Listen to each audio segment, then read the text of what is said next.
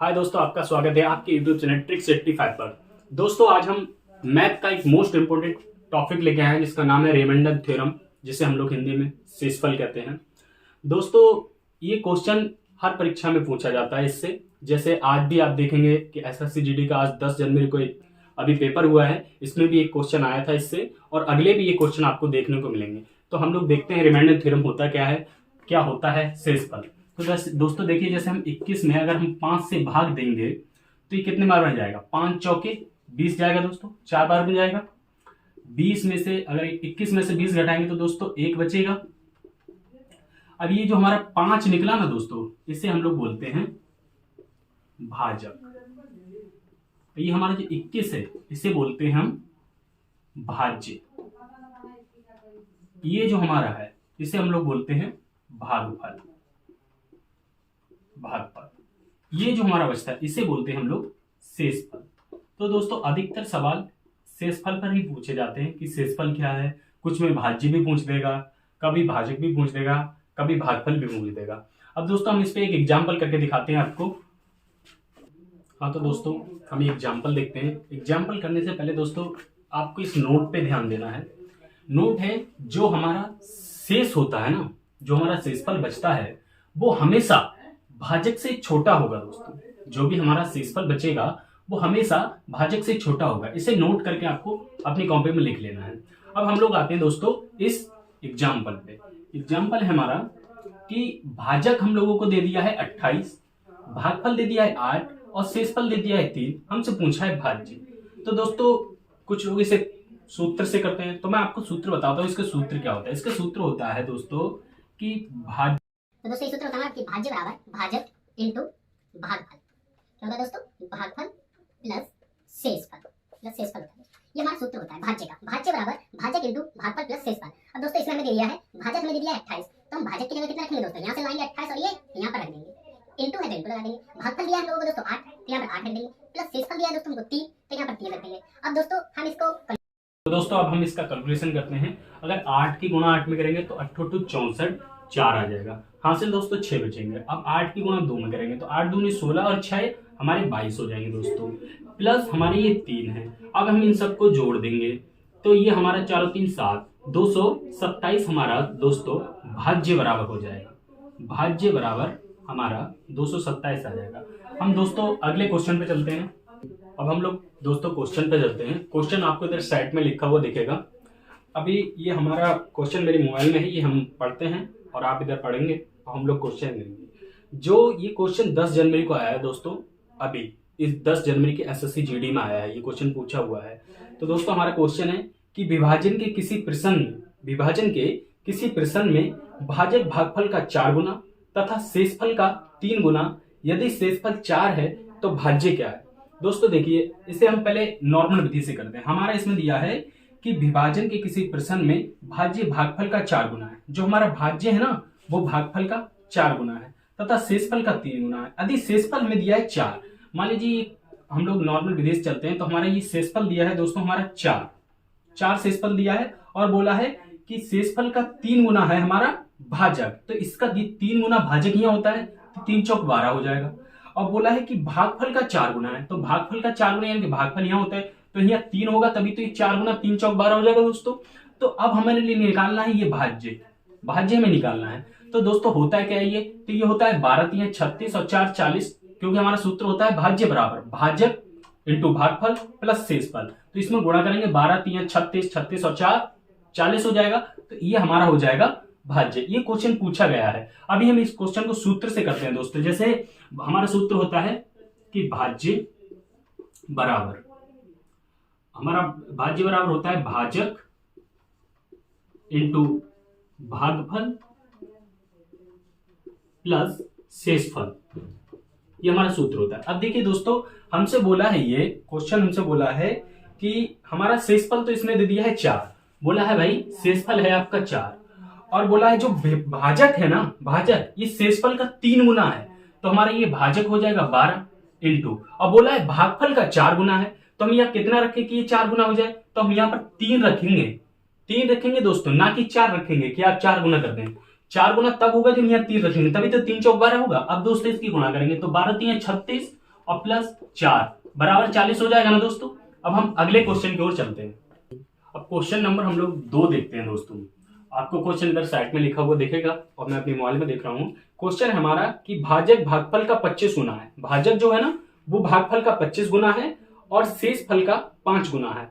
यदि भागफल 16 है तो भाज्य कितना है। अब देखिए दोस्तों, हमारा नॉर्मल तरीका जो होता है हम लोग ऐसे करते हैं। तो हमारे लिए अब की क्या दिया, आपका दिया है भागफल। भागफल बोला है कि 16 है। अब भागफल हमारा होता है कि हाँ दोस्तों, तो भागफल तो हमारा ये होता है ना, ये हमें 16 दे दिया है और बोला है कि भाजक जो है ना वो भागफल का 25 गुना है। यानी कि ये जो है ना ये इसका 25 गुना है। भाजक भाजक हमारा इसका 16 का 25 गुना है भाजक। तो दोस्तों अब इसमें जब हम और बोला है कि शेषफल का 5 गुना है, ये जो है ये शेषफल का 5 गुना है। तो इसे हम गुणा करेंगे तो ये आएगा दोस्तों हमारा 400। इसे गुणा करेंगे तो इसे गुणा करेंगे 400 आएगा दोस्तों। और इसका ये जो है, ये जो हमारा शेषफल है इसका 5 गुना है, तो ये हमारा 80 आ जाएगा ना दोस्तों। 8 पंजे 40 तो 400 हो जाएगा ना दोस्तों। ये हमारा 16 है, तो हमें अब ये निकालना है। हमारा होता है क्या है कि भाज्य, ये हमारा भाज्य तो यहां पर होता है ना दोस्तों, ये हमारा भाजक इंटू भागफल प्लस शेषफल होता है ना। तो अब हम इसे गुणा करेंगे 16 चौका 64, इसमें करेंगे हम इस सबसे गुणा 400 से और फिर इसे जोड़ेंगे तो ये हमारा 6480 निकल के आएगा दोस्तों। 6480 आएगा। अब हम इसे उस तरीके से सूत्र से भी आप लगा के सर तो कर सकते हैं, वैसे हमारा ये आंसर हो जाएगा। अगले क्वेश्चन पे चलते हैं। तो दोस्तों एक नोट है, इस पे नोट पे ध्यान देना है कि जैसे एक फार्मूला होता है, जैसे हमारा होता है कि अंश बटे हर, इसकी हमें जरूरत पड़ती है अंश बटे हर की। अंश बटे हर क्या होता है, जैसे कोई संख्या है 4/5 या 3/6, ये तो है कि नहीं, ये तो पूरी कट जाएगी, तो 3/7 मान लीजिए। तो इस तरीके इसे बोलते हैं, ऊपर वाले को बोलते हैं अंश, नीचे वाले को बोलते हैं हर।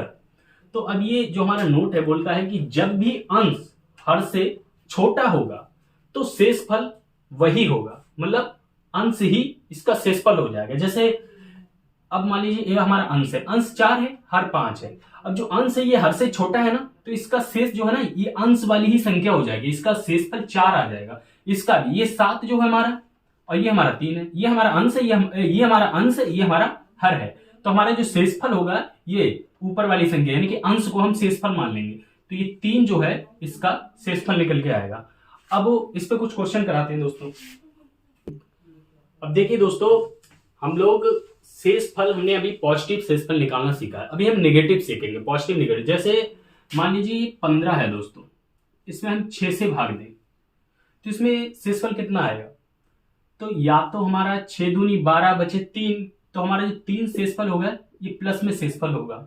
अब हम इसे माइनस में करें तो 6 3 18, तो 15 से 18 कितना जाता है 3, लेकिन ये जो होगा माइनस में शेषफल होगा। तो माइनस में शेषफल होता नहीं है, लेकिन बड़े बड़े क्वेश्चन को इजी करने के लिए हमें माइनस का शेषफल ढूंढना पड़ेगा, निकालना पड़ेगा। जैसे मान लीजिए दोस्तों 11 है, इसे हम 3 से करें तो इसका हमारा शेषफल होगा 3 त्रिका 9, 3 बार में जाता है 9, तो शेषफल हमारा प्लस का तो आएगा 2 शेषफल प्लस का, लेकिन माइनस में भी शेषफल आएगा 3 चौके 12, तो माइनस का शेषफल 1 होगा। अब ये माइनस का शेषफल से आपको बड़े बड़े क्वेश्चन छोटे छोटे में ही निकल जाएंगे, छोटे छोटे तरीकों से निकल जाएंगे। जैसे अब हम एग्जाम्पल कराते हैं दोस्तों, अब हम इस एग्जाम्पल पे ध्यान देते हैं। अब दोस्तों इस तरीके का अगर कोई क्वेश्चन हो और आपको इसका शेषफल रिमाइंडर थ्योरम बताना है, तो दोस्तों इसमें अगर आप पॉजिटिव निकालोगे कि कितना हमारा शेषफल जा रहा है तो बहुत लंबा चला जाएगा, इसलिए हम नेगेटिव निकालते हैं। अब मान लीजिए अगर हम इसमें नेगेटिव निकालें, ये 37 है, ये 32 है, 132 है, लेकिन हम 32 तक देखें तो इसमें माइनस का 5 शेषफल आ रहा है, इसमें माइनस का 5 शेषफल आ रहा है दोस्तों। और इसमें अगर हम देखें ये 37 ये 35, तो इसमें माइनस का 2 शेषफल आ रहा है, इसमें माइनस का 1 शेषफल आ रहा है, इसमें हमारा प्लस का 1 आ रहा है और इसमें हमारा प्लस का 5 शेषफल आ रहा है। अब हमारा जो शेषफल आएगा दोस्तों वो हमारा माइनस का 5, माइनस का 2, माइनस का 1, प्लस का 1, प्लस का 5। अब प्लस के 5 से माइनस का 5 कट गया, माइनस के 1 से प्लस का 1 कट गया। अब हमारे ये माइनस का 2 बचा, तो क्या दोस्तों माइनस का 2 शेषफल होगा क्या दोस्तों? माइनस में तो शेषफल होता नहीं है। अगर माइनस में शेषफल नहीं होता है तो ये 35 है ना, इस 2 से इस 35 में इस 2 को घटा देंगे, 37 में से 2 को घटा देंगे, तो हमारे ये 37 -2 बराबर हमारा 35 शेषफल होगा। अब आप दोस्तों अगर इस प्लस वाले से निकालना चाहे तो उससे भी निकाल देंगे, लेकिन वो बहुत लंबा चला जाएगा दोस्तों, तो हमें नेगेटिव का उपयोग करना होगा। अभी देखते हैं दोस्तों आगे। अब दोस्तों इस नोट पे ध्यान दें, जैसे मान लीजिए अगर किसी की पावर अगर माइनस में आ रही है, जैसे कोई भी माइनस का 1 है और इसकी पावर हम चाहे अगर सम पावर होगी ना दोस्तों, तो जो बाहर निकल के आएगा ये प्लस आएगा। जैसे -1 इसकी पावर 2 है तो भी ये प्लस का 1 बन के आएगा। और अगर -1 की पावर 8 है तो भी ये प्लस का 1 ही निकल के आएगा। अगर माइनस में है और पावर अगर सम है तो बाहर जो संख्या आएगी वो पॉजिटिव आएगी। अगर माइनस में पावर अंदर है और पावर विषम है तो जो निकल के आएगा, जैसे -1 की पावर जो है अगर 9 है, ये पावर विषम है ना, तो बाहर -1 निकल के आएगा। अगर प्लस में कोई संख्या है, जैसे ये प्लस में अंदर है 1, प्लस में अंदर 1 है और इसकी पावर फिर चाहे सम हो या विषम हो, जो पावर बाहर निकल के आएगी वो प्लस ही निकल के आएगी दोस्तों।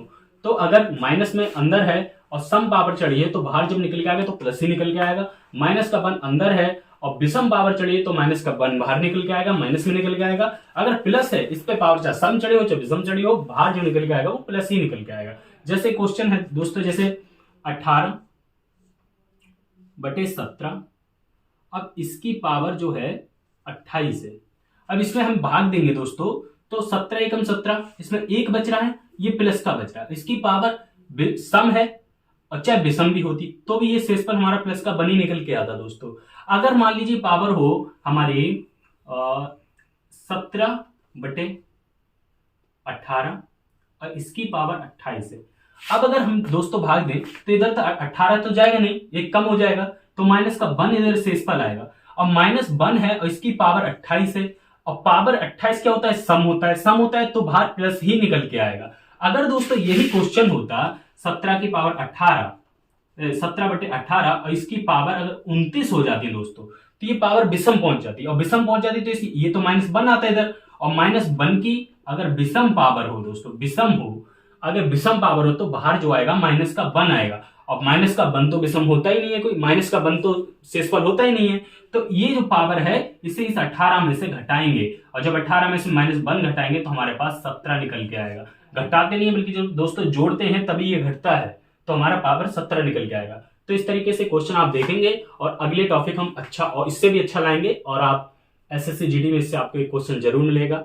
ये शेषफल बहुत ही इंपॉर्टेंट है कोई भी कॉम्पिटिटिव एग्जाम के लिए। तब तक जय हिंद।